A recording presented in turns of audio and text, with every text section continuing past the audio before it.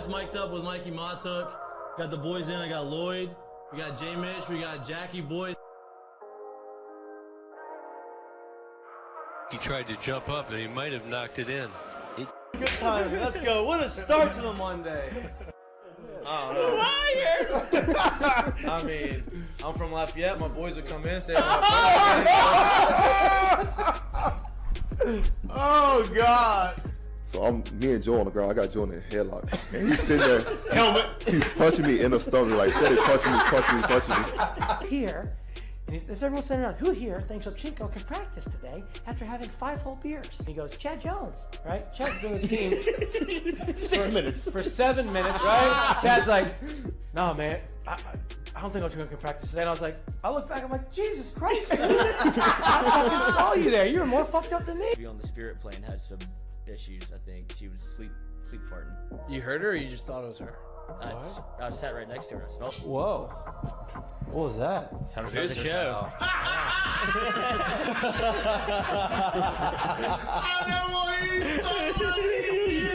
Why would I have that?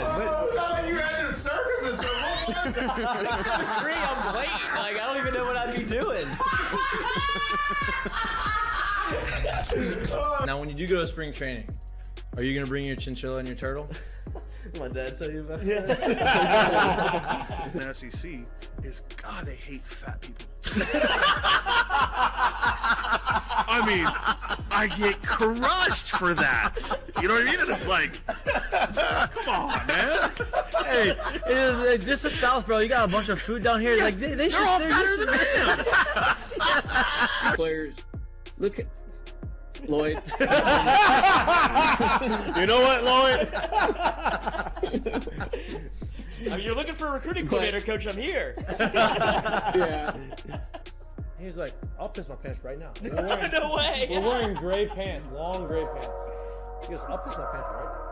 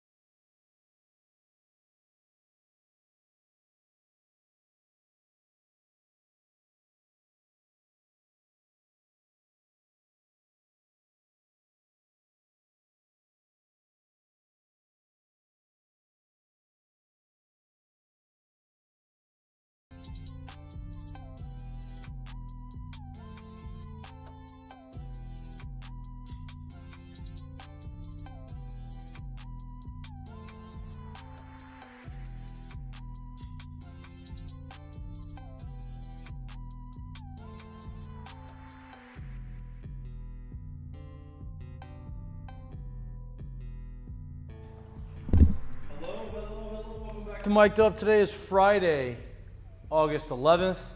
It is our second Feel Good Friday, or is it third Feel Good Friday? Third Feel Good Friday here at Cards and Cultures. I forgot we debuted here on a Friday, which is nice.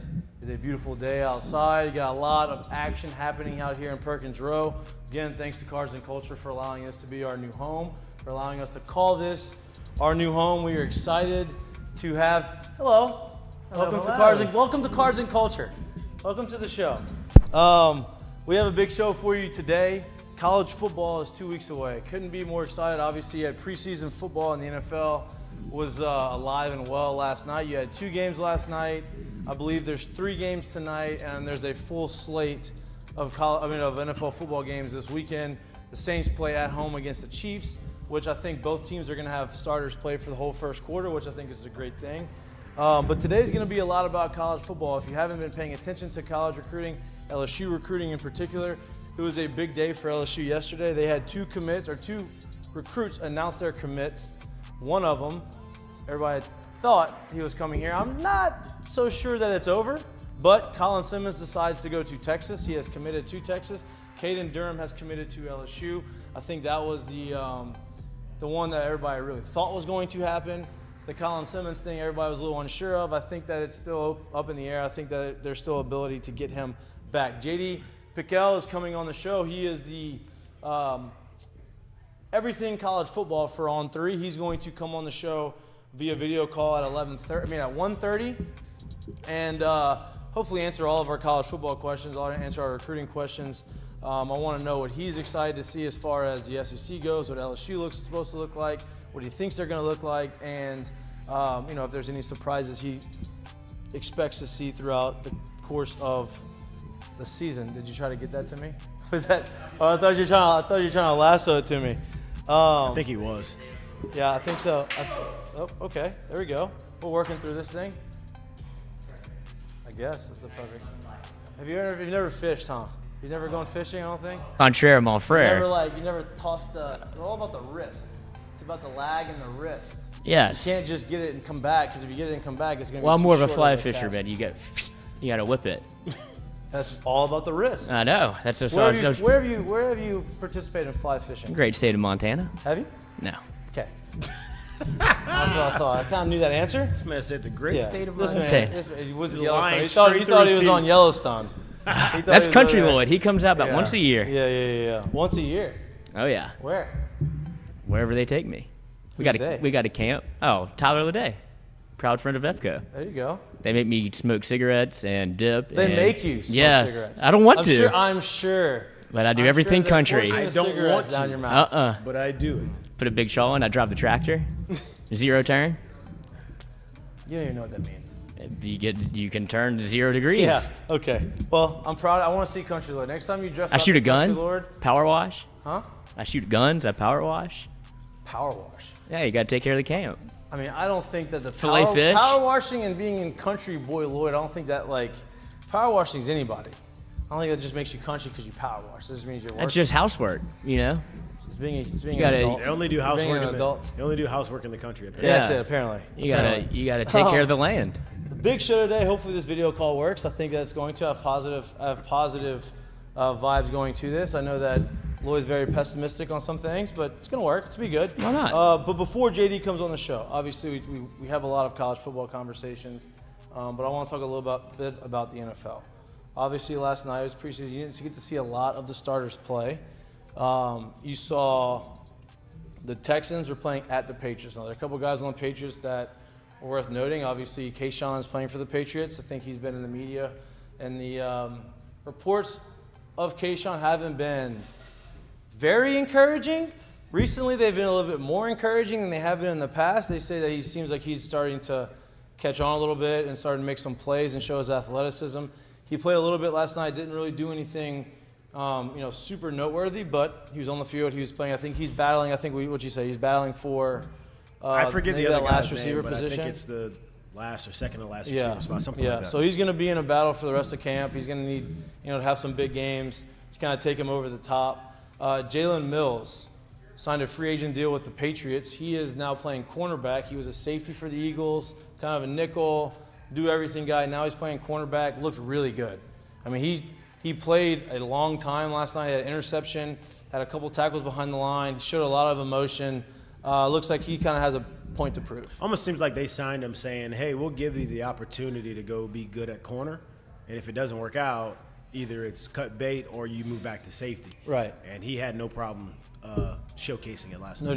No doubt. And then, C.J. Stroud was the number 2 overall pick in the draft. He's already been announced as the starter for the Texans. It was his first outing. Was not in the game for very long. Threw 4 passes, completed 2, really completed 3. The other one was an interception to He did Jalen complete Mills. 3, just not Played, 3 the way you 2 want. to his own team, 1 to the opposite team. He said it was a learning experience. Obviously, it's his first game. Defense was kind of a vanilla type of defense. It's the first game of preseason. They're not going to show too much, but the speed of the game is always going to be there. It's going to be faster than he's probably used to. And, anytime you're in a new system and a new team, there's going to be some bumps and bruises. So I'm excited to see how he progresses throughout the course of the season. Obviously, rookie quarterbacks, there's not many that really go out there right away and light the world on fire. Pat Mahomes didn't play his first year, and then after that, he was obviously Pat Mahomes. And so, but nowadays, similar to how Major League Baseball is pushing their prospects up quickly to the big leagues, Now there's not as much of a waiting period for these big quarterbacks to say, you know what, we're going to let you go and we're going to let you play. Ideally, I think if they could do it the way they wanted to, they would still wait. But I think there's so much pressure on somebody. If you're drafting high in the draft, you're not very good most of the time, right? Like you don't have a good team. You had a bad record, and that's why you have a top 3, top 5 pick. So you probably don't have the guys around that quarterback for him to succeed early on. But those teams are also desperate, and so they need their guy to go out there and kind of be the savior, hoping to get like a Joe Burrow type player. I think it's a little bit of desperation, but it's also the one thing you just omitted bringing up, which is paying you a lot of money. I don't really want to pay for you to hold a clipboard. Exactly. Now, so I will pay for you to hold a clipboard if it's for a year or two, if you're behind a Hall of Fame quarterback. Yeah, exactly. That's why I think what's happening in New York with the Jets, I think is going to be, I know a lot of people do not love Zach Wilson. I think talent-wise, Zach Wilson's really good. I liked him out of BYU. I think that he just was definitely not ready, right, to start last year. For a lot of reasons, too. For more than just his talent. I think there's some growing up to do. There's a lot of things. He was at BYU, which talent was good, not what he's getting now in the NFL. Wasn't under a microscope. This is just a whole bunch of things. Right. And so I think with Aaron Rodgers there, I think that's going to be really good for his career. At least, and we talked about it a little bit on Wednesday, Hard Knocks can make it seem and sound any way they want, right? They're only showing you clips of certain conversations, but what it looked like is Aaron Rodgers has really taken to Zach Wilson. He wants to teach him, and Zach Wilson seems like he wants to learn from him. And I think that can be nothing but good for him. So we'll see what happens. I think it helps, too, that he didn't necessarily have a full year of playing and starting last year and to kind of get his head beat around a little bit. Yeah. Because at the end of the day, too, like if you're on the field, I don't care what your physical stature and or your mindset is. No one really would stand there blindly and let you just absolutely run them down and just get hammered all day. Right. Anybody will start seeing ghosts at that point, right? No doubt. It's a little self-preservation, right? So to not have a full year just getting banged on, kind of be up and down, in and out, sat, then you go back to playing with Aaron and basically getting in a spot to where you don't lose your confidence. Right. Really? It could help him. Well, here's the deal. He actually has a defined role now, right? Like, hey. It's not a competition, right? Right. Like, hey, you are the backup. You are going to be number 2. You're going to learn from Aaron Rodgers. Like, that is your role. And I think that's kind of if you watch the Johnny Manziel special, right? Now, I'm not comparing both quarterbacks. Obviously, Johnny Manziel had some demons that he was dealing with. Probably still is going to have to deal with them the rest of his life. I'm not saying Zach Wilson's that way. But when they both are super athletic, they both had this kind of electric personality on the field, right? The way they ad-libbed and made these big plays, right? And Johnny, when he said he got released from Cleveland, he said that was a weight off of his shoulders because he didn't want to be there, all these other things, right? I think similar to that, I think this is a weight off of Zach Wilson's shoulders and say, you know what, take a step back. You haven't lost your career. You're not going to be released. Now you're the backup, and you're going to learn from one of the greatest to ever do it, 4-time MVP, and this guy is willing to help you. So I think this is going to be a beneficial thing for him. It's a much different situation than if they bring in someone who's not really that proven and isn't really that good. So in his mind, he kind of feels like maybe I should be starting. Like, days I'll look better than him in practice. Yep. Why am I not starting? Exactly. I don't care what it looks like. I don't care what it looks like. You are on the bench as long as this guy's on the roster. For sure. So get used to it. Get used to learning from it because that's where you're at. And it's nice to know, like, you don't have to stress about trying to do something. Like, let me be the best that I can be at this position without having to. He gets to work on him without the mental warfare 100%. and everything else that goes on. 100%. Those are the Heineken headlines. Obviously, we're in the show now. I want to bring up the Heineken headlines because we got a phone call from our friends at Heineken the other day, and she is super excited for football season. She is giving us a lot of new product to promote on our show and at our tailgates. She wants to make sure that they are at the tailgates, which we're very excited for. So in about 2 weeks, we're about to have a whole new plethora of tasty Heineken Silvers at our house. We also have some Jello shots. Do we not have some Jello shots? Can you pass me some Jello shots? Can we do it on the show for you? Just show you how to. That's happening Showtime? Talk about how good they are on the show. Oh, wow. Listen, we took a lot of Jello shots in Omaha, not in Oklahoma. If we were in Oklahoma, Could have been. If we were in Oklahoma, we probably could have. We almost were in Oklahoma. We almost had to drive. We almost had to drive from Oklahoma. We almost made it to Oklahoma. Thank you. I guess the flights, the airlines don't like to work anymore apparently, and there's a lot of cancellations and a lot of. Thank you so much. Appreciate it. They look Nice very little tasty. cameo there. That's huh? it. There we go. That's it. So when we were in Omaha, we had a ton of Jello shots. I was Jello shot out for a long time, but we just got some Jello shots. That's the beauty of being here at Cars and Culture. Doors always open, especially on Fridays. Come on in, walk through, shop, buy some really cool cards, and then come hang out with us. And I'm gonna take this on the air right now, but I'm not gonna put. I'm just gonna do this. Oh, a little chocolate treat. Yeah, it's 180 proof. Whoa. Just put the whole thing in your mouth. Yeah, The chocolate's 180 proof. Chocolate is? Oh boy. I mean that is Wait. How How do you strong. get? How do you get? Wait, which one's 180 proof? The Jello shots or the chocolate? What's the Jello shot? What's the Jello shot? That's vodka, blueberry vodka. Just a lot of vodka, huh? Oh, yeah. Oh yeah. They're no good at Down the Didn't lay I up. agree. They're no good if they're not. I'm gonna save this one for in a minute. did, I'm gonna actually. take I this like one it in a a lot. minute. That's the beauty of Friday. It's loosey goosey. On Fridays, we get to take Jello shots on the show. We get alcoholic chocolates on the show. I which didn't is even awesome. know those existed. I don't know, but now I do. I'm about to find out though. Now, I think these need to go to the party box. Look at Yes. Lloyd right now. No doubt. Lloyd's looking at his fingers. Back on the He's looking at his wagon. chops. He's ready to go. JD Pickell is coming on the show in 8 minutes. If JD Pickell works, the chocolate's going down. What's that? I said if JD Pickell works, the chocolate's going down. JD Pill, not if. It's When? going to work. Okay, When? I need you to start manifesting positivity. Okay. Okay. When? We're in Cards and Cultures. We have a new area. We have a new vibe around the show. Same I need you old to Lloyd. start- Same I need old you to start manifesting some more positive stuff. Okay. All right. No negativity in here. We don't Tired of the want goddamn that. negativity, John. Not on Mik'd up. He's an Not on Mik'd up. optimistic pessimist. That's Exactly. really all he is. I'm hoping JD comes on the show and talks about how optimistic he is for this season for LSU because I'm very optimistic. Lloyd is actually very optimistic on LSU, which scares me a lot, because he's not normally optimistic about LSU. When he's pessimistic, LSU is usually a lot better. But he's also very quiet about it too, so that kind of gives me a little bit of a good feel about it. Yeah, if he was like, I think he's falsely if he was like optimistic. boasting and like outright about it, I'd be like, that's not a good sign. That's not a good sign. You saw me during the LSU baseball championship run. I knew they were good, and I knew that I had a very good feeling that they were going to win. I stay cautiously optimistic because for some reason, I feel like whatever I say or do has some sort of impact. Oh, I'm sure and I it know does. it doesn't. I posted the same thing every day in Omaha. I just had, once you get in a Lloyd didn't routine. want to celebrate the national championship when LSU was up 15 runs With 2 outs. with 2 outs. I've seen weirder things happen. No, you have never seen. No, that. you haven't. You literally have I'm never just- seen that. no, It's you never have happened not. before. Well, that's No, what Nobody it is. has blowing ever it scored like that. 16 runs in 1 out the last out of the game. Nobody's ever done that. Yeah, Skeens was hot, just in case. Outside of maybe like Little League or something. Yeah, What's This Skeen ain't still in Lily. the dugout? exactly. He was trying to bat. Yeah. Lloyd was panicking because Skeens took his spikes off. He came back in from the bullpen. Oh, he's are not we going to doing? pitch? No, they're up 25 runs. Close this They're thing not out. pitching. I didn't even stand up for the Cade Beloso, or no, the Tommy White home run to tie it up. I had to sit I was in the stadium too. I had to sit in my same How'd you get posture. there?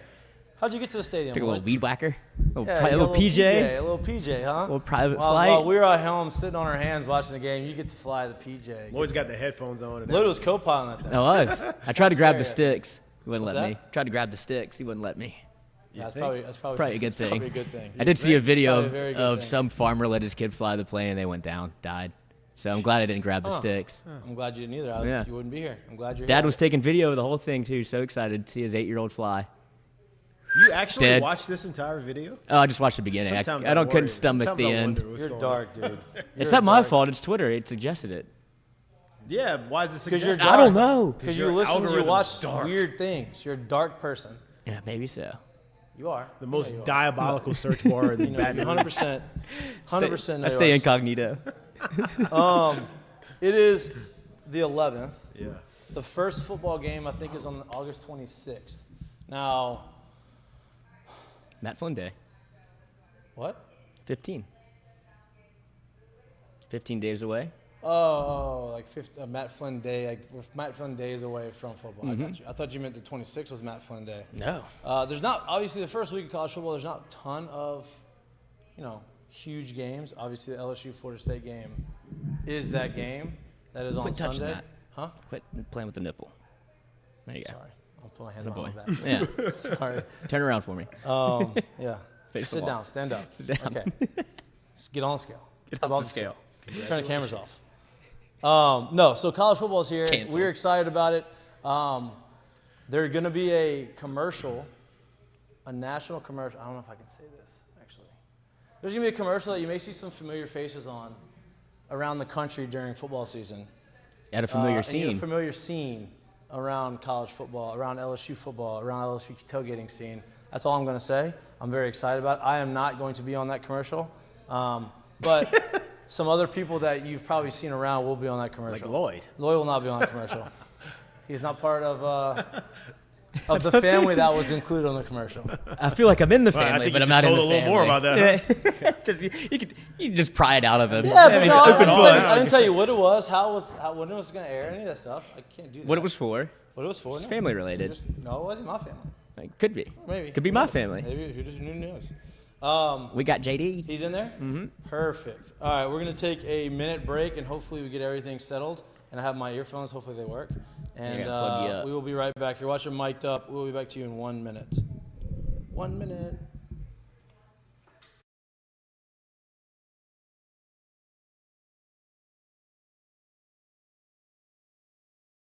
To 2. Great people, great environment. Their lunch menu. Dozy Place is located on 3723 Government Street.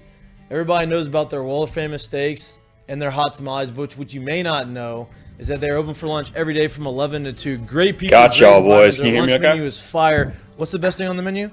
Good deal, haven't man. tried it yet? Good deal. I'm trying to You figure out this need to background try for us the and burger. get some little Unbelievable. aesthetic. Best burger in town. Best burger in town. If you're looking for lunch, 11 to 2 at Dozy Place. Again, they're located on 3723 Government Street. It's the nicest thing anyone's ever said to me.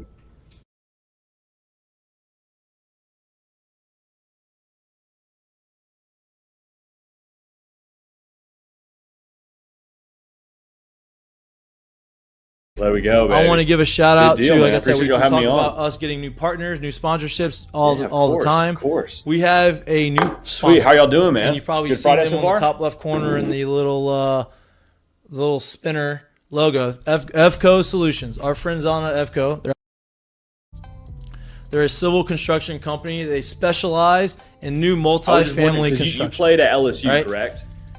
If you don't know what civil engineering is, Okay, civil sweet. construction That's is, awesome, man. it's The okay. show- Probably the a lot show of is people don't relatively- understand it. They basically Okay. get the land ready to be built Jeez. vertically. Let it group, man. Right? I'm giving you a little There bit we of a go. construction Well, sweet. lesson here. I don't know much Crash about it. course. I've learned it. I've learned it on the go. Right?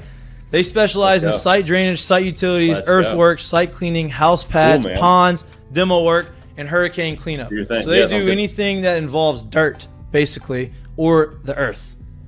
And a lot of that gets done before, it has to be done before you are building whatever development you are trying to build. So our friends at EFCO have been fans of the show. They are really, really good people. They're down there in Lafayette. If you know anybody from Lafayette, you do know me. Mitch is from New Iberia. I'll consider that Lafayette's 337 area code. There you go. 337 area code. They are unbelievable people. They do a very, very, very good job, and they are committed to growing and being the best at what they do. So I just want to give a shout out to our friends at EFCO. I know that they listen. Appreciate you guys. We are going to be great partnerships.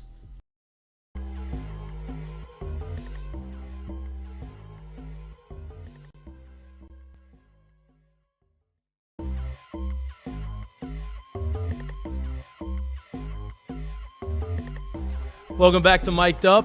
We are excited for our next guest. We've been trying to get him on for the last, I guess, probably a year. Maybe not quite a full year. JD Pickell, he's I guess I can call him the voice of college football for On3 Sports. He does a really good job. Lloyd said it on during the commercial break. He looks like a younger version of Greg Olson. I think that's a very good compliment for JD. This is his first time on the show. Hopefully he'll be a constant on here. JD, I appreciate you coming on, man. Thanks for coming. Appreciate you having me on, man. Yeah, that's probably the nicest thing like anyone's ever said to me. Mom, wife, dad, like to be called a young Greg Olson, that's a lot. So I appreciate it. Hey, listen, if you can rap like Greg Olson used to be able to rap, then we got some things going on. Don't let Lloyd get on this. Yeah, look, Lloyd doesn't usually say any Yeah, nice let me. things. It's not true at all. Yeah, let me get some more practice behind the scenes, and then when it's time, we'll get together. I love it. I love it. JD, man, I appreciate you coming on. There's been a lot of conversations around college football over the last like month and a half. You know, there's been some gambling stuff happening. There's been some realignment stuff happening. There's been just a lot of noise. And before we really get into all that, I want to talk about, we're here in Baton Rouge, so LSU obviously is, sole focus over here right now. And I want to get your thoughts on LSU. Obviously, Brian Kelly comes here last year. He was under a microscope. I think he outperformed expectations of pretty much anybody last year. And this year he comes in with very, very high expectations. What do you expect to see out of the Tigers this year? I think the expectations are obviously extremely, extremely high. My big question isn't so much, with Jaden Daniels and is he going to be good enough downfield? Like the big excitement, obviously, for LSU is like there's so many pieces there. Like you're not wondering, oh, do they have the guys to get it done? Like, no, this roster is as good as anybody else in the country. My big concern for LSU is, are they at a point in Brian Kelly's time there to where they're going to be a consistent product like week in and week out? Like, is it going to be the LSU we saw against Bama, or is it going to be the LSU we saw against Texas A&M? And like, how wide is that spectrum between what we could get from LSU Saturday in and Saturday out? But in terms of the talent, like they're going to walk into every single game and have to feel pretty good about how they match up every single week. So Jaden Daniels, his maturation is a big talking point. But I'm really, really excited to see what they do this coming season. They got a ton in front of them. Now, obviously, it's the SEC schedule, so the schedule's pretty tough. But looking at it, it's not as tough as some people may think. Obviously, you start the season off in Orlando against Florida State. Last year's Florida State game was was super epic. Obviously, LSU had a chance to go into overtime. They missed the extra point. They lose the game that way. Unbelievable comeback. This year, I think both teams are in a way different position. I don't think anybody thought Florida State was going to be as good as they were last year, and I think they proved a lot of people wrong. Now both teams are going to be top 10 teams, and with returning starting quarterbacks.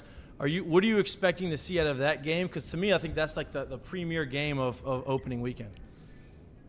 Oh, 100%. 100%. I mean, I think LSU fans are just chomping at the bit because it's like, man, we didn't even really become the team that we were last year until like October, November. Mm-hmm. And so I'm very, very curious to see like just the way that LSU approaches that one from a mentality standpoint, which is kind of cliche to say, but I mean, like this is one they've had circled. I mean, I'm sure since the clock hit 000s last year and the extra point got blocked. But in that game, I mean, the matchup I'm watching is Harold Perkins versus Jordan Travis, because I'm sure Harold Perkins will have some sort of spy responsibility on him, and Jordan Travis did a lot with his feet last year. Like Harold Perkins didn't even exist in the college football world until really like the Alabama Ole Miss kind of series. So that's a whole new ingredient to add to this matchup. And I mean, there's so much pressure on Florida State, and that's like a little bit new to them under the Mike Norvell era. Like Brian Kelly walked in last year, and LSU fans were saying, okay, well, are we getting to Atlanta or not? Like I get one, but we got a lot of guys here to get some good stuff done. So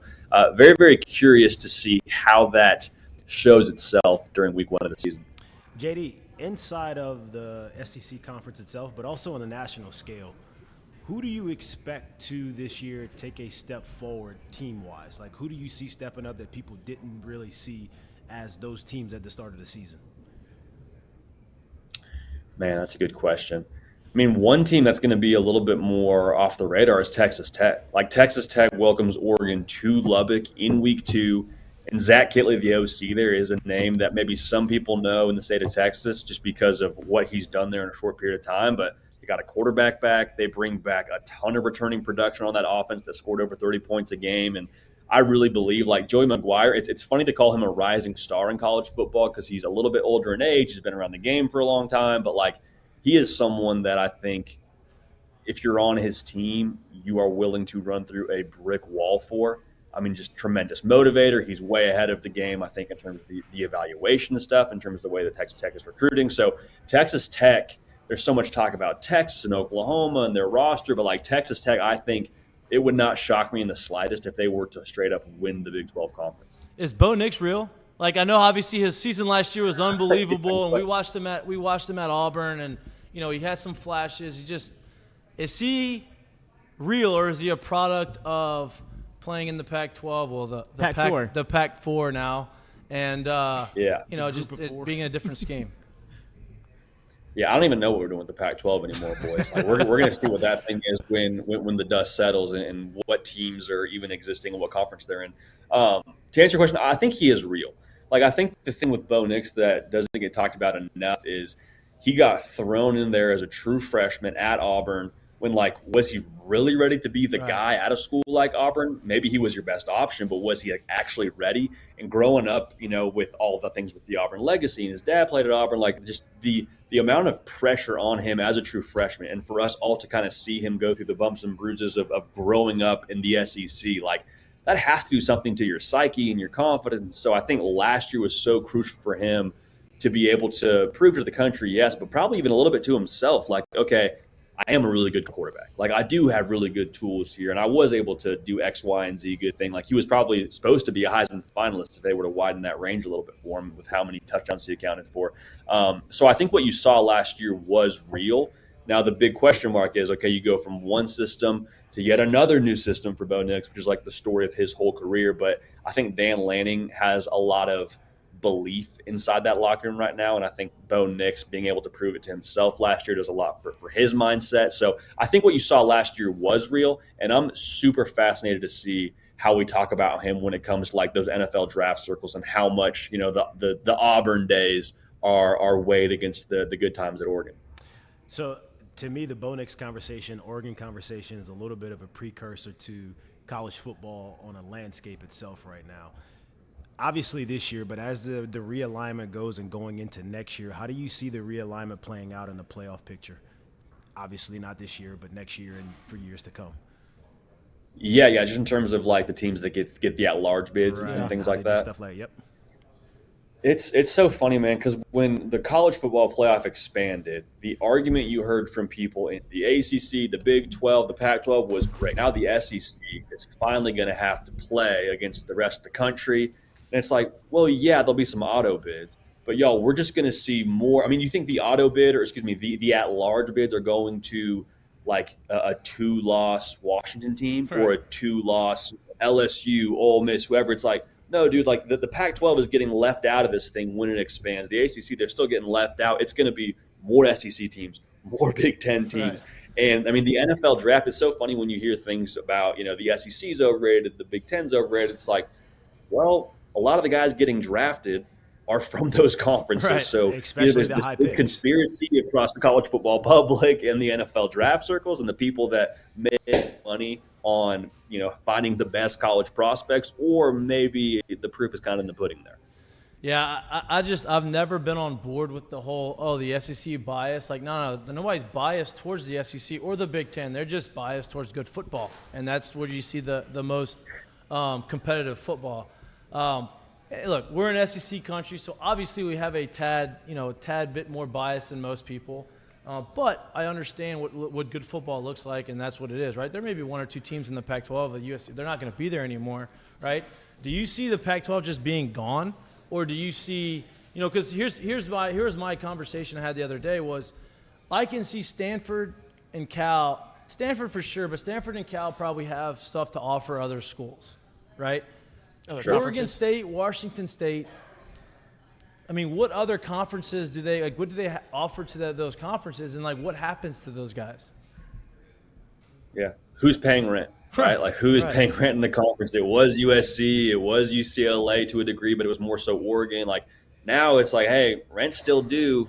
We're looking at the paycheck that y'all are bringing in, and it's not necessarily meeting expectations. So there's a couple, I think, trains of thought. One is that they get gobbled up by like an American Athletic Conference or the Mountain West Conference, which feels most likely, and I don't pretend to be like a huge realignment guy, but that kind of feels like the way that it would go.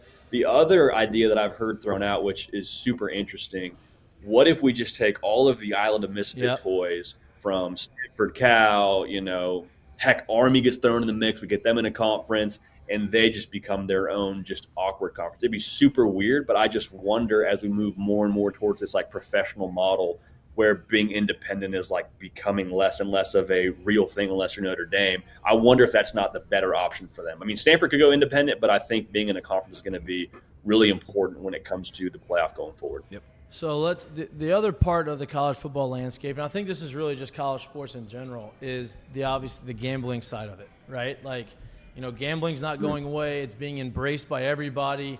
The NFL, Roger Goodell used to say, oh, gambling is the worst thing, and now he's the biggest, proponent of gambling, obviously, because it brings in money.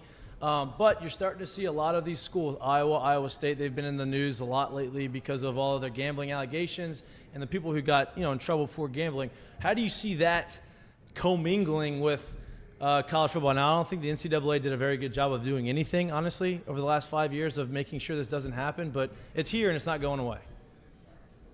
It's just so wild because they're two totally different worlds, or they have been for the longest time, and now that line is starting to become a little bit more blurred. I mean, I don't know how y'all feel about this. As long as you're not betting against your team, I don't have a problem with it. I've had teammates. I mean, I've had teammates where I know full well, dude has $300 on us beating X team. It's like, well, you probably want to hold your block. Exactly. You probably have some extra stake in the game. Good for you. You're not betting on the under. And then you could also argue for the Iowa State guys, hey, you're betting on the under. Yeah. Maybe that's just good. Maybe that's good sense. Probably a bad look, but probably a good bet. What does that say about the OC of it? Got a lot of confidence in our team.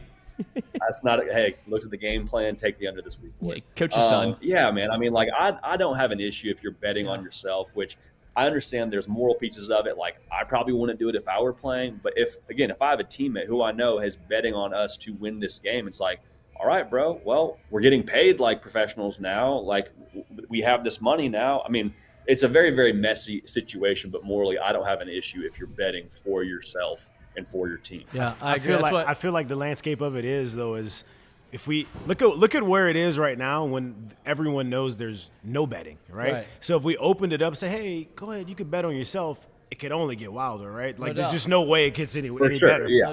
No doubt. I mean, look, Nick you don't want Saban to open Pandora's box. Right. Yeah, exactly. The NCAA did that with NIL, obviously, and they're kind of trying to go the backtrack, and they can't. It's really hard to do that. Nick Saban brings in Pete Rose to come and talk to his team about gambling. That's an interesting strategy there. Maybe he's giving them pointers on how to do it so you don't get caught. I'm not sure. That's so baller. That was a great move. I'm all for Pete Rose. I think he should be in the Hall of Fame. I get it. But that's just the way college football is. Let's swing it back to actual football conversation, right? So, everybody likes to claim, or everybody likes to say everybody, media and Texas, they love to say Texas is back every year. Oh, Texas is back, Texas is back. Well, Texas hasn't been back, right? You feel like they're starting to make those strides. They had a big pickup yesterday in the recruiting world in Colin Simmons. Obviously, that hurt some of the LSU guys around here because everybody thought that we were supposed to get Colin Simmons. I don't think that recruitment is over. We get Caden Durham, which is a big thing.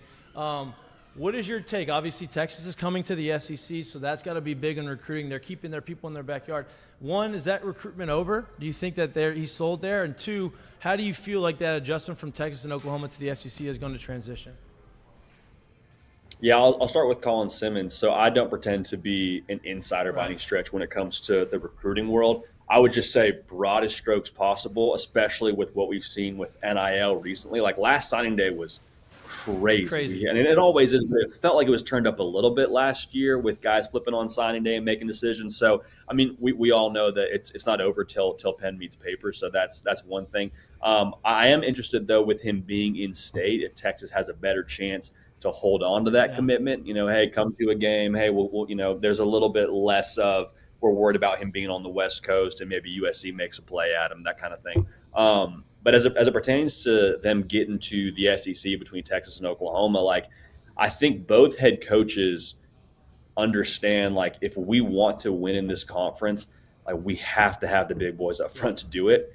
And, I mean, we had Brent Venables on our show, and he was like, is it the factor? No, but is it a factor for us in recruiting? Yeah, it has to be. It just in the world of the SEC, when you play defensive lines like LSU, when you play Georgia, Alabama, that is the price of admission. It's no longer an advantage to have big human beings. It is, we have to have big human beings or we're getting blown out every single Saturday. So, I think it may take a second. It may take a while for them to acclimate. I don't think it'll be the same as when we saw A&M and Missouri join the conference. A&M happened to have this guy called Johnny Manziel who was able to kind of game for them.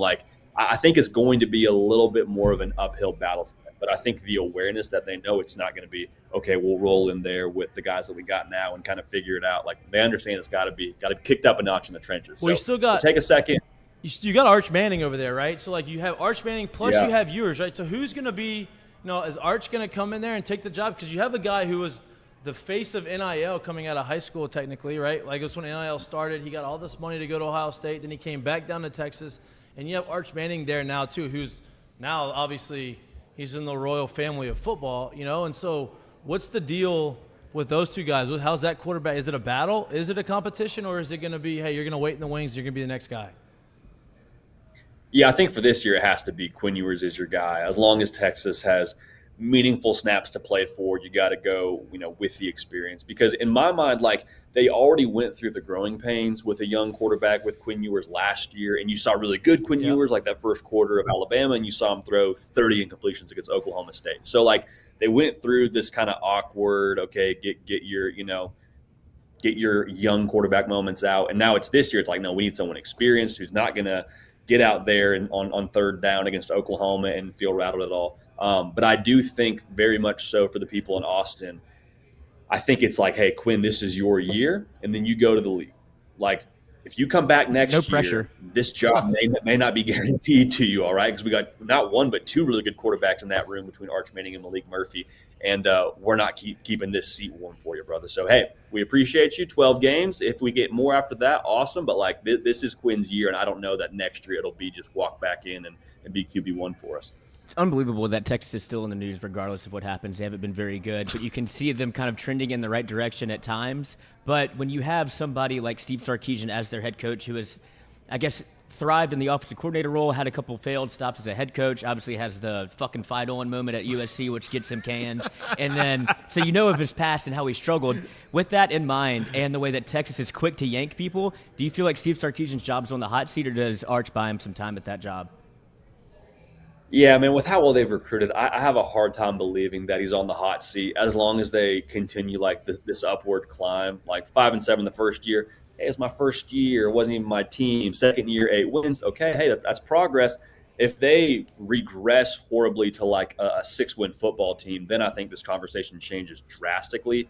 But like you said, I mean, he is that piece holding that top 3 recruiting class from last year together. Like, if Steve Sarkisian leaves town and he's fired, I really start to worry about what it means for Arch Manning. Like, I don't know that Arch Manning is staying at Texas if Steve Sarkisian leaves. I'm not calling my shot there. I just think he was the reason why he came to Texas, to be developed, to be with the quarterback whisperer, to play in that offense. And so you jeopardize that. I think that might be a little bit more trouble than it's worth. So, I mean, I expect him to be good this year. I think, we've heard that a couple of times throughout the last couple of years, but I'm optimistic, and I think short of just a complete disaster of like a 6-5 win season, that they're still going to be, I think, having Coach Sark as their head guy.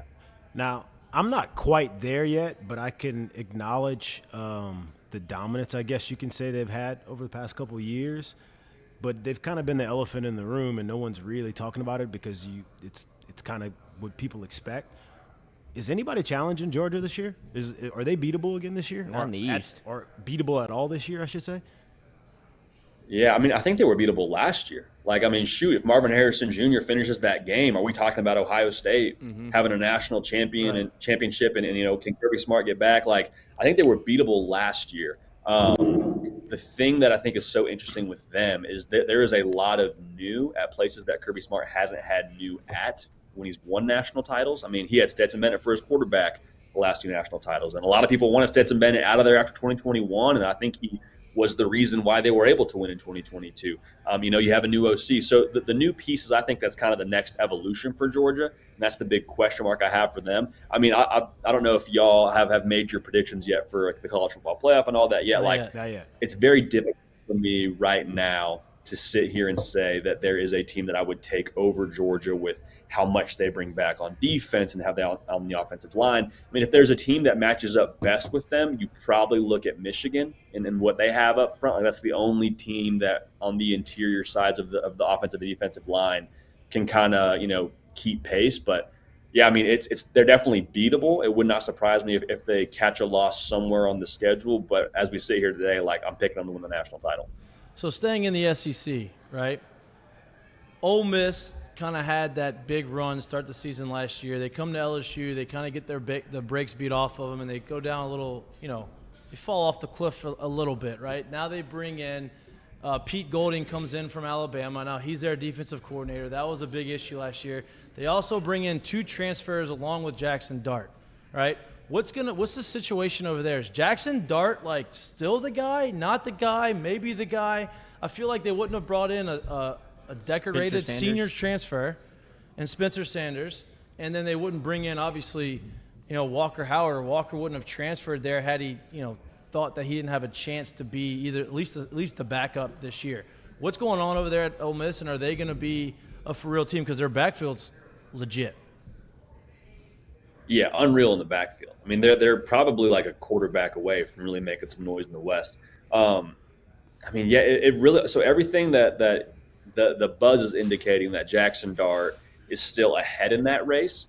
And so if you're an Ole Miss fan, there's a couple of ways to look at that. You can say, man, we brought in not 1 but 2 transfers to upgrade at quarterback, and neither one of them was better than Jackson Dart. We're in for a long season. Or you can say, okay, brought in a quarterback who's really experienced. I mean, he's played in some big spots, played in the Big 12 title, Spencer Sanders, and Jackson Dart saw that, upped his game, probably felt a little bit attacked. I mean, his dad's on Facebook posting about like who knows what, shooting leopards and whatnot, like just posting about basically like, hey, we're here, we're not running from this, we're going to compete, we're going to get better. And it sounds like Jackson Dart's leveled up. So I truthfully get the fit for Spencer Sanders there. Like I see what he did at Oklahoma State and how good of an athlete he is. I think he has to have some kind of role for this team this coming year. But as far as I'm concerned, I think Jackson Dart, if he takes another step forward in that RPO system, like we've seen what he did at USC, I don't think there's a ton of questions about does the kid have ability. I think it's a matter of, okay, decision-making, being comfortable in the offense and all that. So I like Jackson Dart. I think he's going to be improved this coming season, enough for them to win the West or anything like that. I probably wouldn't go that far. But I do think he will end up being the guy in Oxford. Another team that burst onto the scene last year again, had a great year, but then also at the end of the year had a ton of turnover. A lot of guys left, a lot of guys got drafted, and that team is what it is now. Is Tennessee back to being a nationally recognized program right now, or was that just a flash in the pan type of season? I think they are back as a nationally recognized brand. I think we're all kind of holding our breath and seeing what Joe Milton is because we saw the one game, and when we, if you're a Tennessee fan, you hope that was the preview to the movie in 2023. I mean, for me, the big question lies with what are they going to be in the secondary? Like, it is just so difficult to ask your offense, as y'all know, to go and score 40 a game and just to keep you in it. Can they just be a little bit improved in the secondary is my big question. But, I mean, as a brand and as an organization, I wholeheartedly believe in what Josh Heupel is doing there. I think college football is trending towards the way that he's built Tennessee. And I'm really excited to see how Joe Milton responds to all of the hype, because along with the hype that he had from that Orange Bowl, like y'all remember, there has been a lot of Joe Milton criticism. I mean, he's gotten benched not once but twice at 2 huge programs. Like you get benched at Michigan, you get benched at Tennessee. Like you've kind of been through the ringer a little bit. And so I think what that does is it probably hardens you a little bit if you're Joe Milton. And I think also in that locker room, as y'all probably could attest to, that wins over a lot of your teammates to see how you handle those adverse situations. So I think the locker room's at his back. I think he's the unquestioned leader there. And I think they'll rally around him. I don't think it's the Nico era just yet. I think he's going to be the guy as long as Tennessee has meaningful snaps. Stay in those pajama pants. It's a brand. Bring a like him, you wear whatever you. No doubt. JD, man, I appreciate your time. I know, I kept you a little longer than we had anticipated. Before I let you go, I know you asked if we had our playoff predictions. We do not have them yet. We're going to wait. I don't know if you have your playoff predictions. I'm not going to even put you on the spot for that. What I do want to put you on the spot for is we're going to end with an LSU comment, I guess, on your part. What is your prediction of LSU this season, right? Like, where do you think, not where they can go, because I think everybody knows they have the potential to win any game that they play and go to the national championship. But realistically, where do you think that they're going to end up at the end of the season? I think they'll be second in the West. Behind Alabama? I think they'll be behind. I think Alabama wins the West. I think they're behind Alabama. And that's not to say anything about, like you said, what they can do. I'm just not 100% sold just yet that Brian Kelly has this as his team. And I don't mean in terms of control. I just mean in terms of like being consistent week in and week out, mean, they were 3-1 in one-score games last year, which is phenomenal. Like, there's a lot to be said about finishing games. But even so, I think for them to be at cruising altitude like Brian Kelly wants them to be, I need to wait a little bit longer to see that. Whereas I think Alabama, I've just seen Nick Saban play possum too many times to buy into it just yet. So I know it's not going to be popular around here. I understand that, but I think LSU second in the West is where I'm at right now. That's good. Second in the West, probably 1-2 losses. Hopefully 1 loss. They don't have to go to the SEC tournament. I mean, SEC championship game and go to the playoff. Backdoor to the playoff. That'd be ideal. Hey, there you go. That'd be ideal. Jay, I don't know if you're planning on coming to any LSU games, man. But if you are, let us know. We'd love to go out and have a couple pops with you if you partake in those types of things. I don't know. You don't have a choice. But if not, I'll give you a club soda with lime, and you can just pretend, and we can just hang out and have some good college football conversation. I appreciate you, dude. We'll have you on again a lot during the football season. Follow JD on 3. He covers all college football on 3 sports. He does a great job. Huge fan of your work, man, and appreciate you coming on. Hey, likewise, man. I appreciate it. Y'all keep giving the people what they want, man. It's fun to watch. I appreciate y'all. I appreciate you, man. Thank you. Have a good one. Yes, sir. He didn't have to worry about his little recruiting visit if that's his commitment ceremony. Those things, if he's worried about being late for his commitment ceremony that they're airing on 3, those things are, if you think a movie preview lasts long, try going to a recruiting ceremony. I mean, I think that if he was worried about it, he would have said, he would have hung it up. He would have hung up, and he already had told us before, hey, all right, last one, boys. I need to get out. But it was good. He's got some good insight. He's got I've only watched his clips, right? Like, I've never actually officially met him. That was the first time I ever met him. He's got a good feel on the national scale. Yeah. No Give you a doubt. good idea what's kind of going on everywhere. So that's cool. Football is now becoming it's always been a national sport, obviously, but it's always been conferences. Now it's like national. I mean, you may have West Coast teams going across East Coast every week. It's it's no longer amateur sports, right? So it's become big Semi-pro. money, semi-pro, and it's big money everywhere. So I think that's kind of realized, and that will always continue to just draw more eyes to the sport. No doubt. I know he said Alabama. He expects Alabama to win the West, which I think I have no problem with him saying that. It's fair. That's where everyone's at right now. Right. Alabama gets the home game against LSU this year, right? Like, so with that alone being said, yeah, I can see it. Alabama scares me more this year than they have in the past, like the last few years, because you knew what to expect from Alabama in the past, right? Like, you knew they were going to be good. They had these guys, and like they had all this hype, and like so. At that time, it was like Saban was tempering their expectations. Hey, we still have to work to get there. We have the target on our back, all this stuff. Sometimes that message gets a little stale because you are really good. You win every year. It's very hard for you to lose, and you've been in the playoffs and national championships. This year, people are doubting them, right? They're saying, oh, he lost the quarterback. You have a lot of people that left. Nick Saban's at the back end of his coaching career. What's going to happen? Do they still have that drive? And that scares me because now he has a whole different message to preach to these guys. Like, hey, see what everybody's saying about you? They don't think y'all are good anymore. And that scares me. Well, I mean, to me, it's the same. As long as Nick Saban's there, it's the same. And the simple fact is because for so long they were the mountaintop, and for so long, year in and year out after the year, they proved to be the mountaintop while he was there. So I get what you're saying. But to me, that message seemingly never got stale, if you will, right?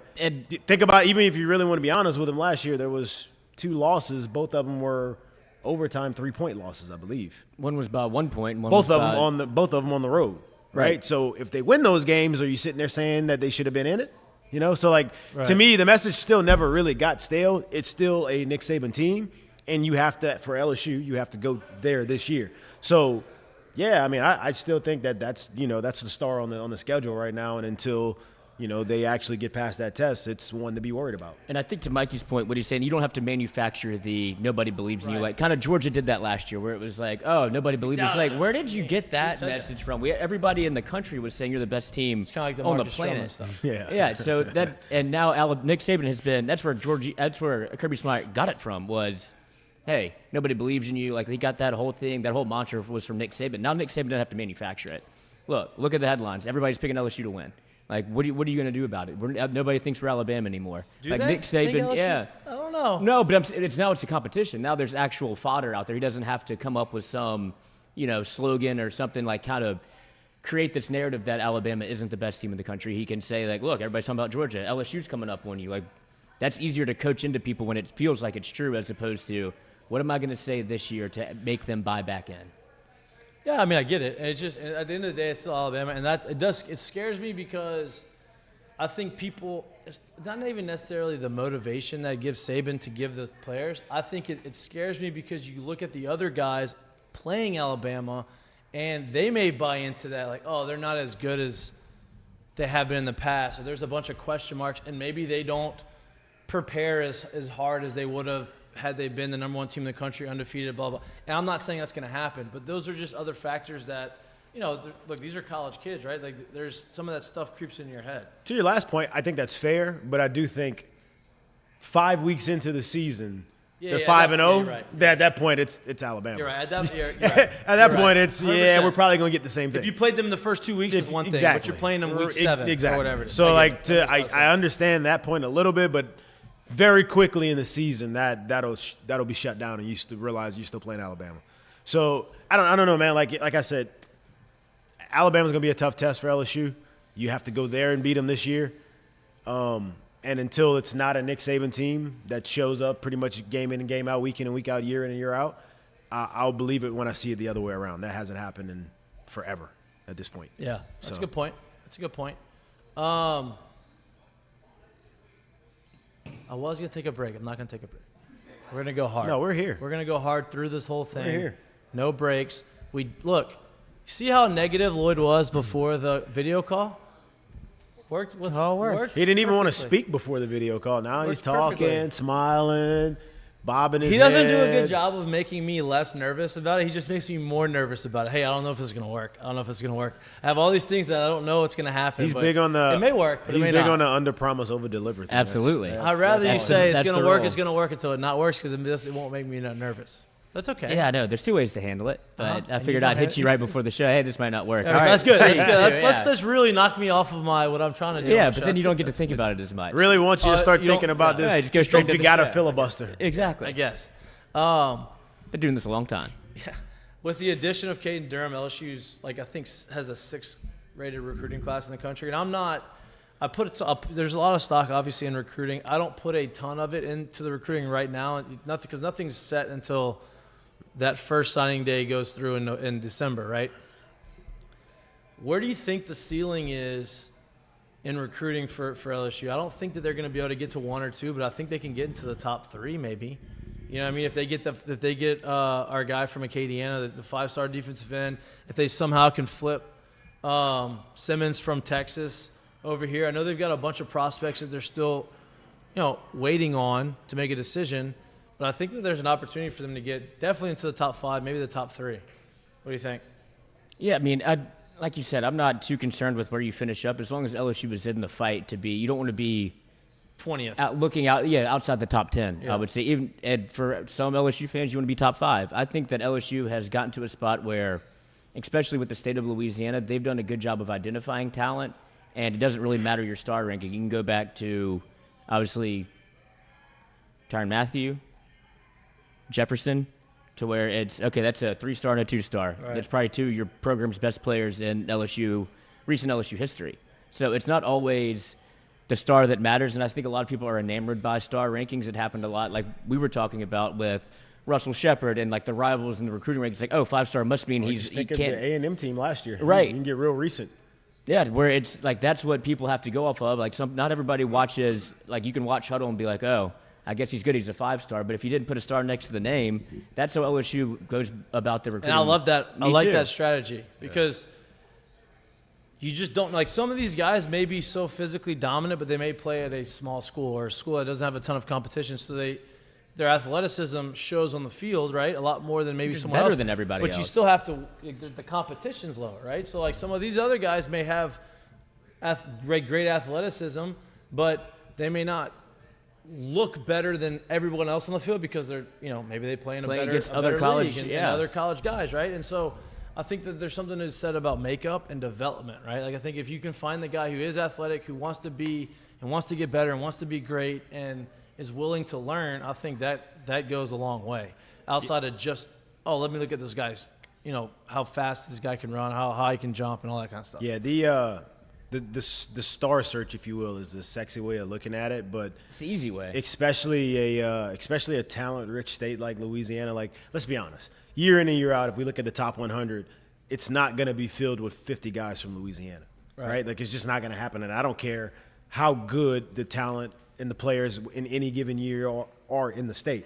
But with that being said, in a state like Louisiana, if you're not getting all of the sexy guys, all of the 5 stars, all of the 4 stars, to be able to grab in-state guys year in and year out that care about this situation here in a talent-rich state where you don't know, you may have a 2-star Jefferson who didn't have his grades right, didn't really care that much about that stuff, and was undersized, and all of a sudden he blossoms here, right?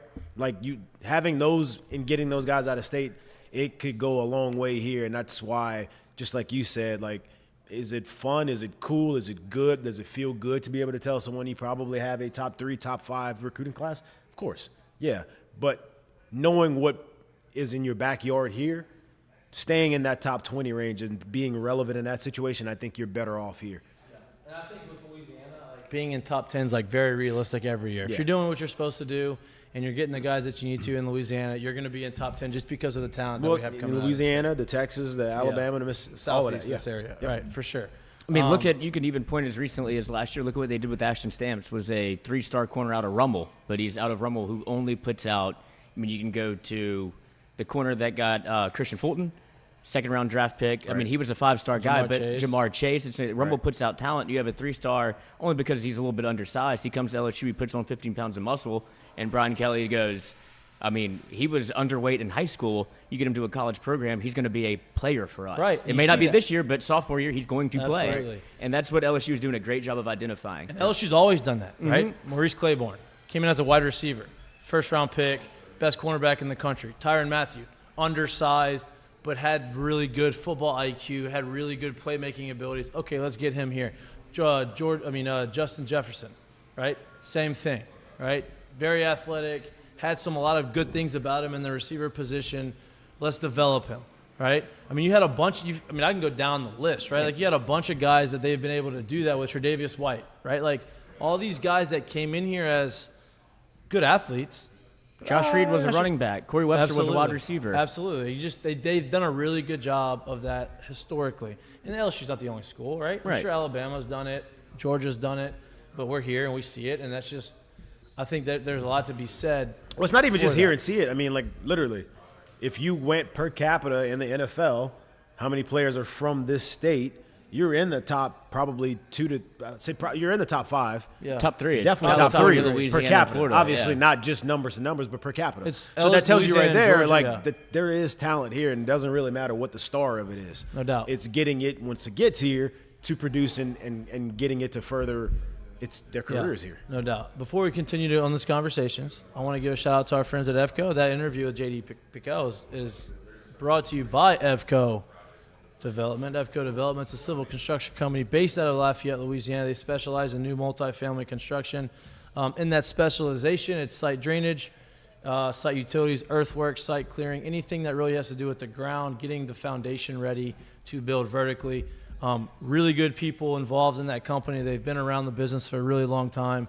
If you have any type of job like that for them and you would like to get a quote, give them a shout at 337-534-4675. That number is 337-534-4675. Tell them that Mik'd Up sent you, and hopefully they're just a lot nicer to you. Give you an extra scoop of dirt. Yeah, maybe a little free scoop.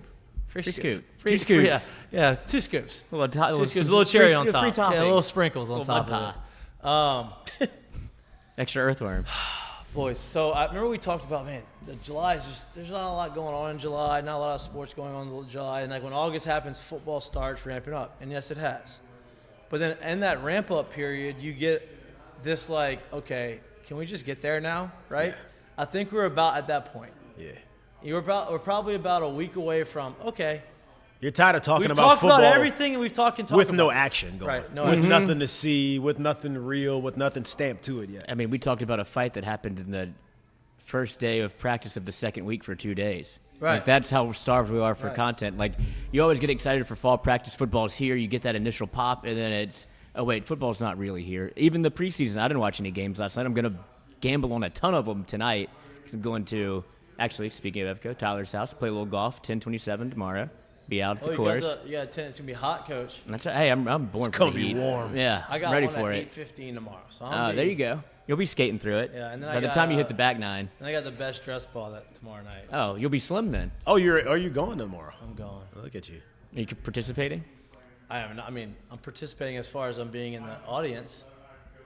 Listen to me. Do you think that I could be able to walk on stage and dance for 2 minutes? Yeah. Me? Yeah. Oh, this is that one. Not in your natural state, but yeah. Yeah, not my. I mean, you see me dance, but when I'm dancing, you know it's an Tequila enhanced. Mikey. I'm in a good spot at that point. right? PEDs. Some Yeah. PEDs in there. And I've also never danced for 2 minutes in front of a bunch of 2 people. minutes is a long time. It's a long time. People You get gotta paid a walk lot of down the money whole for that. thing, You gotta like spin. You gotta do all this stuff. It's just like that's just not. How do you dance for 2 minutes? That's the real question. Like, It's what- more of just like hyping the crowd up. Like, what am I gonna do? Yeah, it's. 2 minutes is a long time. If People I, get paid listen, a lot I will of say money this for 2 minutes. I don't know if I'd ever. I don't know if I would. It's a great cause. It's for cancer. Like it's for a great cause, and I'm not trashing that. I just know that I don't know if I would be able to do it because of that. If I ended up in that situation of having to dance, I would take dance lessons for Maybe we a should. year. Maybe we should make that. I would take dance lessons for a year. Like Maybe crump. we should make that with last place in our Fantasy. fantasy Well, you league. can't just. You have to. They have to ask you. No. We make sure we get in touch with the people to make sure they ask them.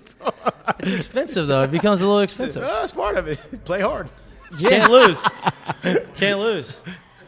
Which we got. Could you imagine if you had to front the bill for doing the like getting on stage and you had to dance up there? Like you would be fine in terms of the dancing, I would imagine. Like I saw your wedding day, it seemed like you were doing just fine. But there's a couple people I'd imagine in the group that would be like, oh no, like dread it. It would be hilarious. Super fun. Even with me, I'd still be like. We just have to Jesus. make sure we get the actual fantasy football like Crew, there. ready. We have to know the team. Like we have yeah, to of make sure the course. league's in play this year. I mean, you know It'll be about my buddy's group that does fantasy football punishments. They take it to the extreme. 2 years ago, you had to do a 5-minute set of stand-up comedy at an open bar, and it was unbelievable. it was Wow. open mic night for comedians. And he signed up. He's never done a lick of comedy in his life, and he was like, 5 minutes is forever up there when you have no idea what you're doing. Wow. That's This unbelievable. year, they had to enter into a bodybuilding contest. Oh, but they copied that off. They got that off somebody else. I have no clue. I don't keep up with like punishments like that. I've seen like the Waffle House one. I've seen like go take the ACT, but bodybuilding. And if you knew the guy that got picked, that's brutal. And he obviously finished last. But to have to, there's no getting out of it. They make you do it because a lot of people say you're gonna have to do like, oh, this is the punishment, and people wiggle away. They stick to it and they're very strident about their punishment. I would be a wreck if I had to go to a bodybuilding competition. I guess I'd just focus like week 6, team's trash. I'm trying to find some gear. I mean, week 6. So that's early to throw the towel in right there. I mean, that's about as. You gotta make a That's literally decision. why people No, make you these don't. things. Yeah. Just so you can't quit you on don't have week to make a 6. decision. That's early. That's like giving up. I would rather win the bodybuilding competition than win fantasy. Well, you're not. though. I'll tell you this. You're not going to win that. Well, I'd rather feel good about myself. No, you're. Okay, you can feel good. But You're I can tell going you up right now, against people who are literally doing this for a living, like bodybuilding. Like nobody here would be able to even place in a bodybuilding competition. Lloyd, you're a good 3 years Okay. away from being. That's okay. Start tanking now.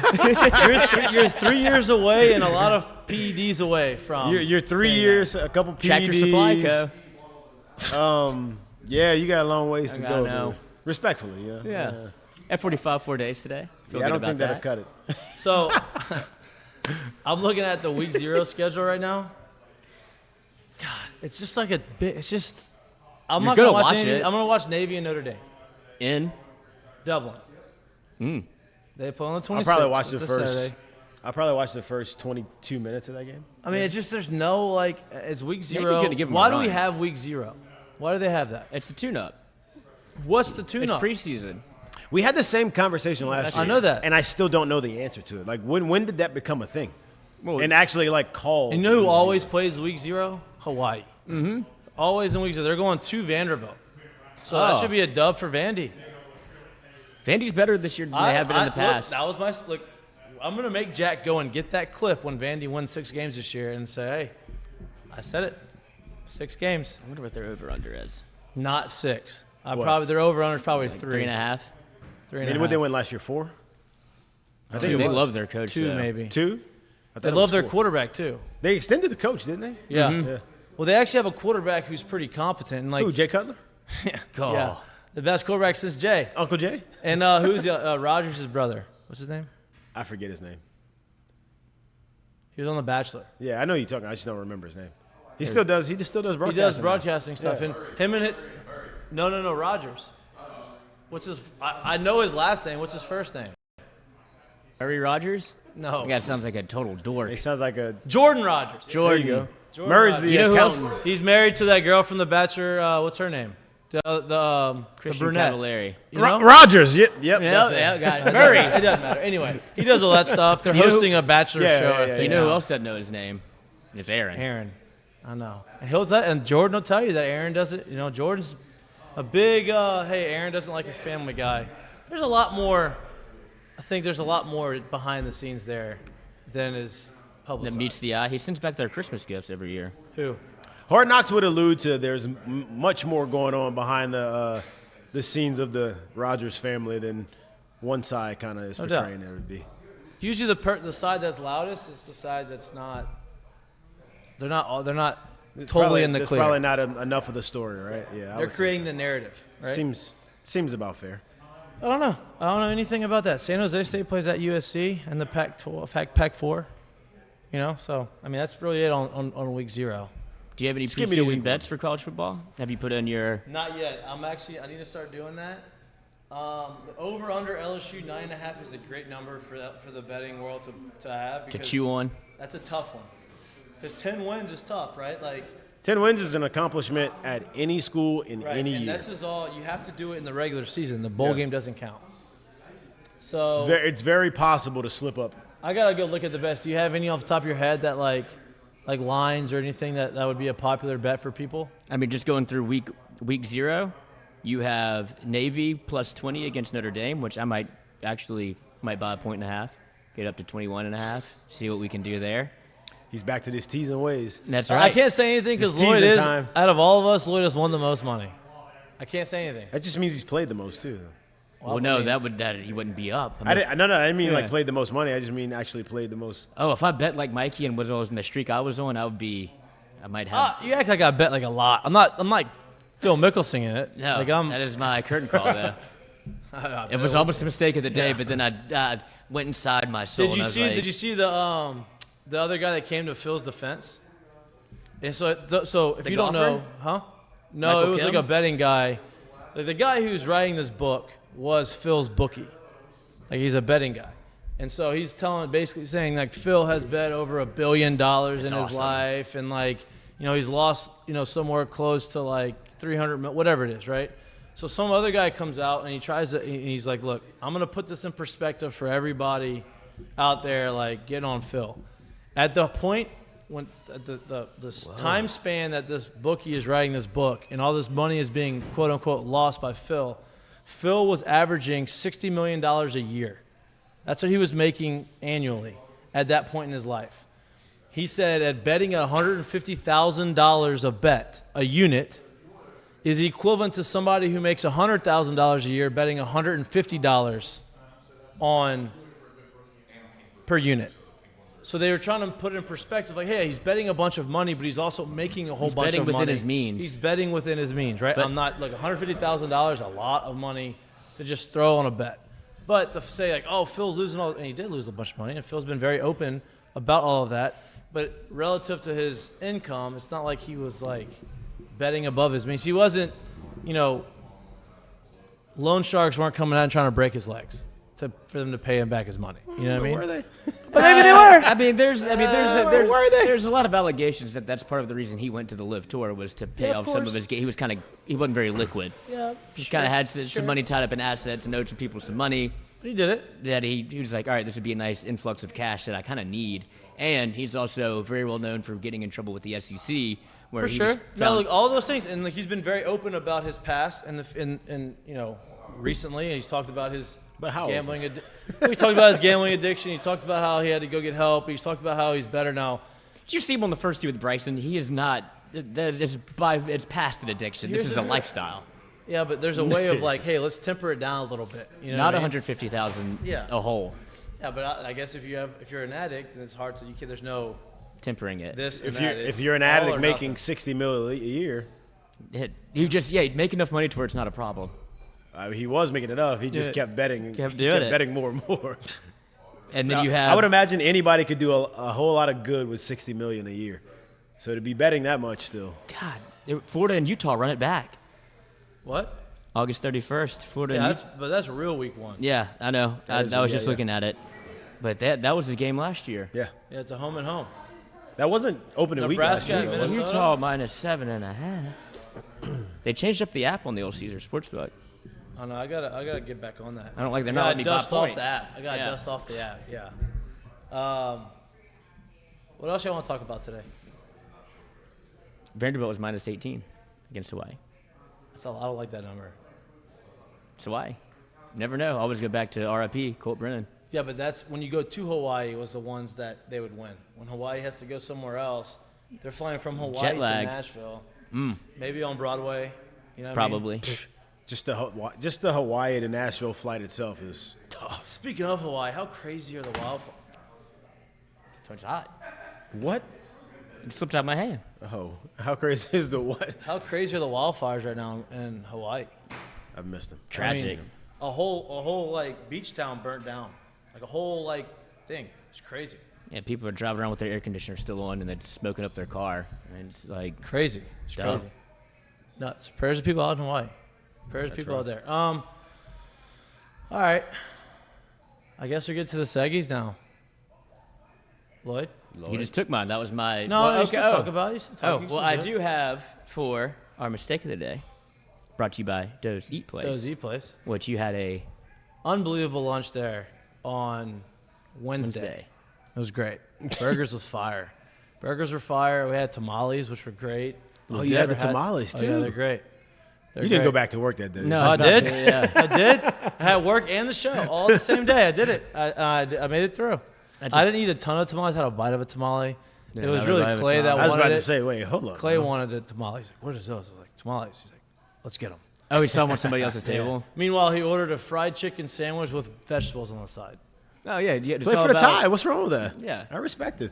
It's all about Anytime balance. shit. He's probably gonna get a workout in. He'll be fine. Tommy will kick his ass. No doubt. Mistake of the day is brought to you by our friends at Doe's Eat Place. Go ahead. What do you got? The mistake of the day is brought to you by none other than Doe's Eat Place. I didn't mean to say that.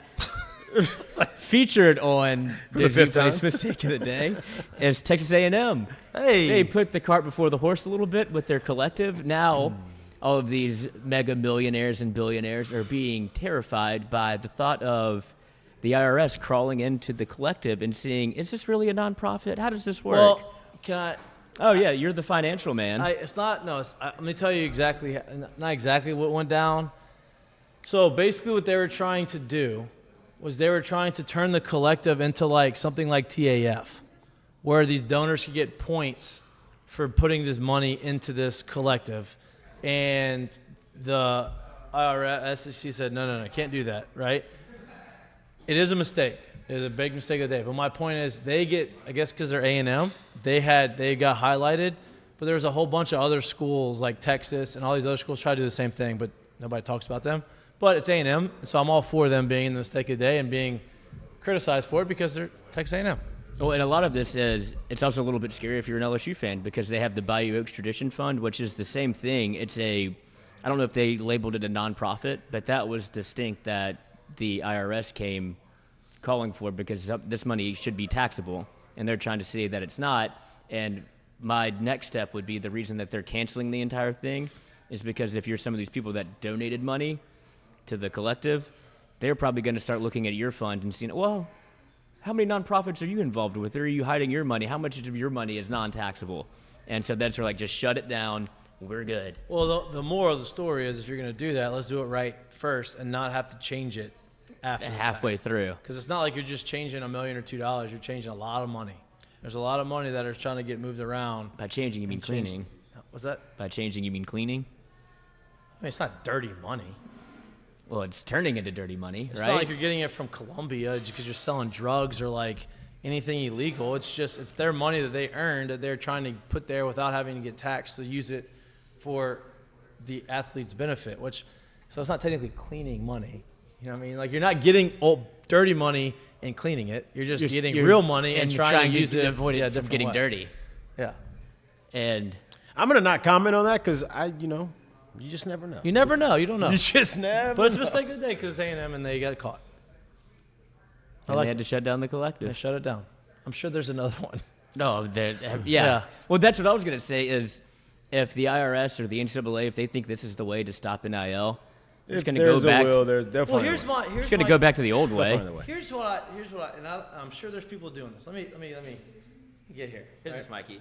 So, NIL, and I've talked about this a lot, and I know there's probably some people doing this, right? Businesses. NIL is name, image, and likeness, right?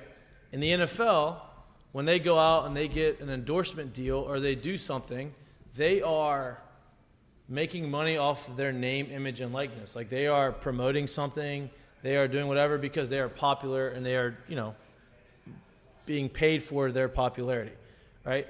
Instead of having these companies say, I'm going to give you this money to come to school, why don't these companies do kind of similar to what Gordon's doing, but just not in the law firm area, do it with whatever. Like, hey, go get Nike or whoever, like a big company to say, hey, we want you to go and have this commercial. And we're going to give you X amount for this commercial instead of saying we're going to give you this cash to come here to college. And to me, that's how name, image, and likeness should be. I think that's how it was created. And now instead of you're just buying recruits. Well, I mean, that's about as perfect world as it gets. Yeah, because it doesn't make sense. It just, as soon as you start doing that, then there will be the mid-level school that's going to go buy a player because that player doesn't, and then there you go. And here's my Pandora's box. And here's my other question though, is like, in professional sports, when you have a jersey, when I had a jersey, if we had jerseys on MLB.com or in the store or whatever, and it was bought, the players got a licensing check. We had a licensing deal with MLB. NFL has a licensing check the players have a licensing check with the NFL, NBA, so forth and so on. So anything that is sold with their name on it, right? Video games, jerseys, merchandise, any of that, there's a split for the players because they're a union, right? They negotiated that. If teams now start to go and sell players' jerseys with their name on it, and we talked about this the other day, actually. I don't know if they actually sell their names, like the jerseys with their name, number and name, maybe just number. But they should be able to sell their names on it now because name, image, likeness is the real thing. If they start doing that, what's the cut for the players? Is that negotiated? I'm pretty sure that's exactly why it hasn't happened that way. Right. Because I don't think the players are still getting a cut of that. I think they're, like you said, they're using the numbers, acknowledging that it's that. But the moment you start slapping their name on it as well, I think that's when you got guys reaching out being like, well, where's mine? Even though we know this is yours. To me, I think there's a missed opportunity there from NCAA, for colleges, and for the players. Like, hey, let's figure out a way to make this happen. Yeah. Right? Like, hey, we're going to do this, and we're going to give a percentage.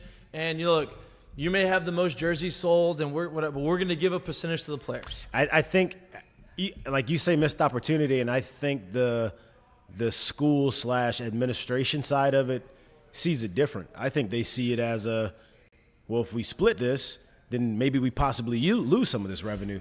Well, yes, but here's the deal. What if the team's promoted, the school's promoted, and you say, hey, you know what? We just signed this deal with our team. Our athletes, any merchandise that is sold here, we split the revenue 20-80. We're giving them our 30-70, whatever it is, right? And I don't know how it would look monetarily. I don't know what the contract will look like. I'm just giving an idea and a thought, and maybe this happens. If they announced it and to the fans that this is what's going to happen, we're going to start selling names, jerseys with names, everything. It's going to be split amongst the players, like the players' union or whatever. I bet you their sales go up because now this is the fans' ability to give the players that they're coming there money in their pockets, right? Instead of having to pay them NIL, let me just go buy this jersey of these players that I like because I know some of this money is going to a player. Maybe, I don't know, maybe their sales go up. And once again, like I think I still got the same mindset on it is do you know that? Like, do you know that with whatever is split that gets, I guess, agreed upon, that if they do it that way, that the rise in sales is still going to get them the same amount of money that they were getting before? That's so. I yeah, guess I don't know that. So but I mean, maybe well, there's AI now. Maybe Well, they can, my point to you it know. is, I think that's the pushback in the mindset on the other side of it is we're making money fine this way. We don't know that we'll make more the other way. So why would we propose this? Yeah. Like this would have to be brought from the other side. Well, that's of what I'm saying. I'm talking about the other side. I'm not Right. talking about the school proposing it, but I'm talking about the But then, and then you players still, or and then they don't. business guys. They're not under any obligation No doubt. to for sure make that deal I get either. it. I get it. And they're not doing anything wrong by selling Right. names on jerseys and not giving the players any money. Right. But I just think that there's an ability, at least for the players, to. I do too. I just Because that's long. That's more than just, hey, are you here for 3 years? Like that's business. Like yeah. that's No, making money I for agree the with rest of that. your I life. just I know how I vision they see it on the other side is all right. Well, we'll acknowledge that this is your jersey. It's obviously your number. We didn't have number 2 in here last year. This year we have number 2. You're number 2 on the field, so everyone knows it's yours. But guess what? We're getting 100% of that proceeds, so we're not going to make a deal with this rule. That was the whole deal with the Johnny Manziel documentary. Like Yeah. that, he saw that was the first time they'd ever sold his jersey. Was halfway through the year, a bunch of number 2s jerseys started to pop up in the fan store for A&M, and he's like, it went to where they sold. Adidas couldn't print anymore. They Right. didn't have it anymore. Right. Like they weren't printing anymore. and then it got to the point where if you went into NCAA.com, which only has the number listed, if you typed in Johnny Manziel, the jersey popped up, and he's like, "What the fuck is this?" Yeah. It's clearly my name, image, and likeness you're making money off of. I'd like a cut. Never got a cut, and he said, "Fine, I'll do it myself." And that's where the whole hullabaloo came up, Yeah. and a masterful escape plan by, what is it, Uncle Nate, his boy, and Johnny Football to get out of there with. They lied about the amount of money that Johnny's family had. That's unbelievable. It was, and then they Made got up a story. Yes, and they got taxed with half a game against the Rice for not managing your name, image, and likeness correctly, for being able to be taken advantage of, or the idea of being able to take advantage of half a game. Yep. It's like, I got $600K under my mattress right now. It's okay. Tight. Half a game, sure.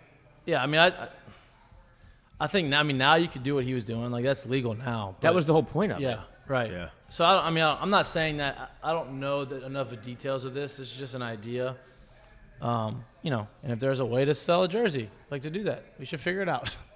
Start doing that. Cut a deal with LSU, so we can get their license. Well, I think the reason that they Make don't a do bunch it, of Harold Perko jerseys. the reason that they don't do it, like with the nameplate, is because it's cost inefficient, right? You're able to print out just number 4, and then you have number get 4s that, in perpetuity, but- 18 in perpetuity, 7 in perpetuity, as opposed to every year we got to go back and make What- new jerseys. What number is Harold wearing this year? 4. 4. So what? I guess that goes to my point. Like, is store opens this year and there's a number 4 jersey in there. We all know whose jersey that is. Yeah, it's not 40 anymore. They got to throw all the Why 40s out. would they be offering to split that proceeds if they don't have to? You know what I mean? Right. And I think it's going to stay that way forever because you just, we don't know that it's going to go up. And that's why they don't have names on the back of them, because then it's It's tied. exactly. You don't have an out. Exactly. Is it right? No. No. Okay. Let's get to the next seggy and shut this baby down. Let's do it. Curtain Call is brought to you by our friends at Assured Partners. And me. okay. For all your insurance needs, please give us a call at Assured Partners. What you got? It is August, and it's still baseball season. I'm going to keep hitting y'all with this. But I'm honestly only saying this one because, it happened today. We brought his name up a couple days ago because of a certain situation that happened in Major League Baseball. But as of this morning, Jose Bautista did sign a one-day contract with the Toronto Blue Jays and retired officially this morning.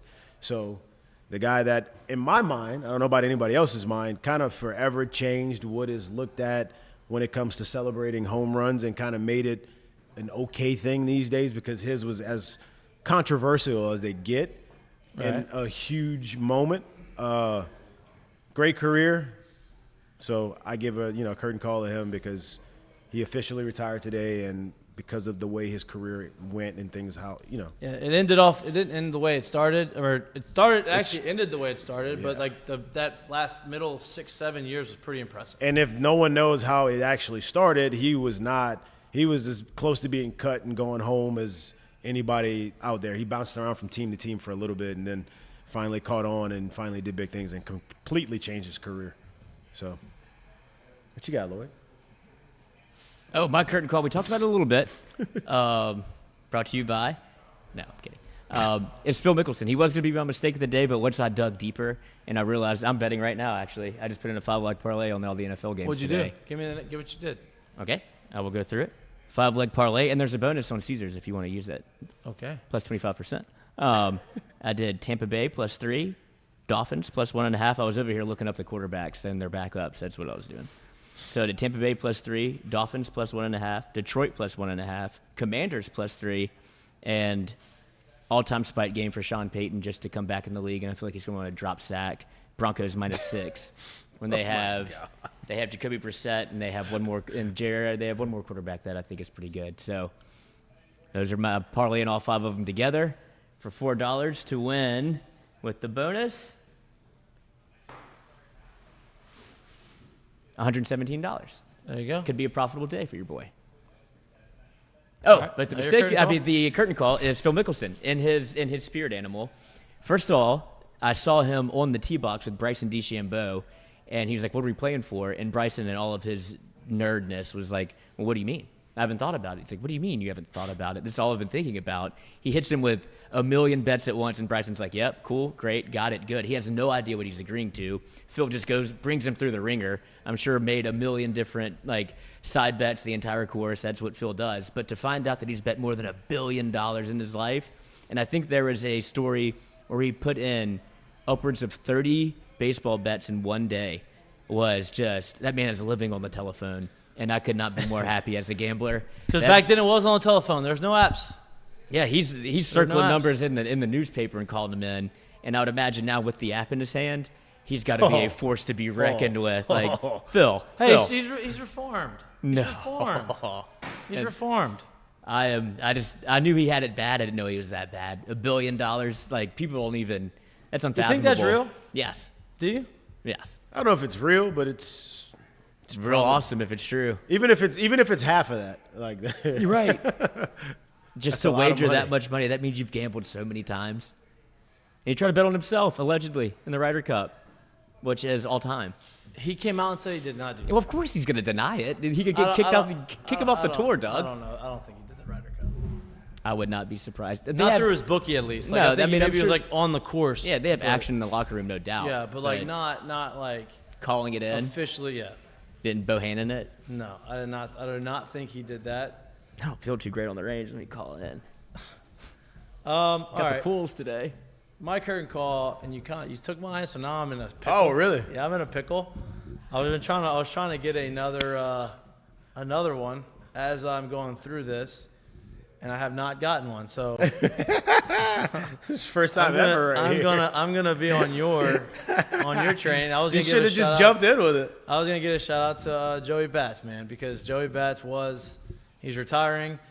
And a second shout out, honestly, to Miguel Cabrera. Miguel Cabrera just passed Tony Gwynn in all-time hits in his career, Did he and really? that's a feat. That's unbelievable. That's a feat. It's it's good whenever he comes out and says in the interview after, man, I can't believe I passed Tony Gwynn. Anytime you can say you passed Tony Gwynn in hits, that's crazy. special. So, a couple baseball curtain calls to end the day. It's that time of the year where milestones get hit. Yeah, no doubt.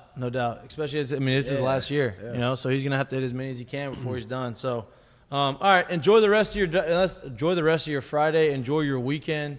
We'll be back here live on Monday from 6 to 8 p.m. with a lot to talk about. All the preseason games are going to be happening this weekend.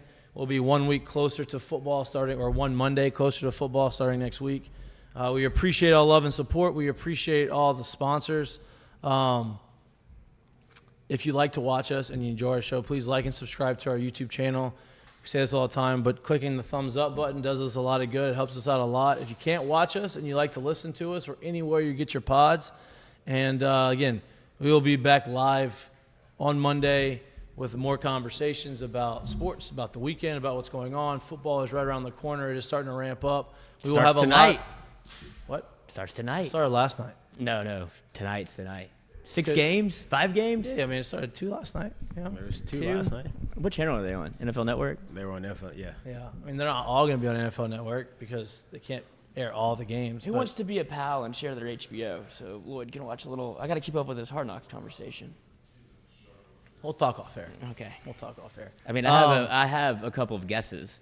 as to what your password might be. So I don't even know my password, actually. I think I might know it. I think I changed it. I think I that's a changed lie. I can see the way you smile. I think I changed it. I think I changed it. About to. Damn it, Bobby. We have a lot of really cool football content coming to you throughout the course of football season. Obviously, it's not football season yet, so there's not a lot of analysis going on, but there will be as the season goes, and we will have some really cool things for you. So appreciate you. Appreciate all the love and support. We'll be back again on Monday. Enjoy your weekend. See you. Peace. Curtain call to you for getting the guests together earlier this week. We'll do it again next There week. you go. Got a routine now. That's it. Curtain call to Cards and Culture. Curtain call to Jello Shots lady. Put me back on the wagon. Oh, yeah, you did. I know, had to. Polite. That was your first drink in how long? First alcoholic beverage? 7 days.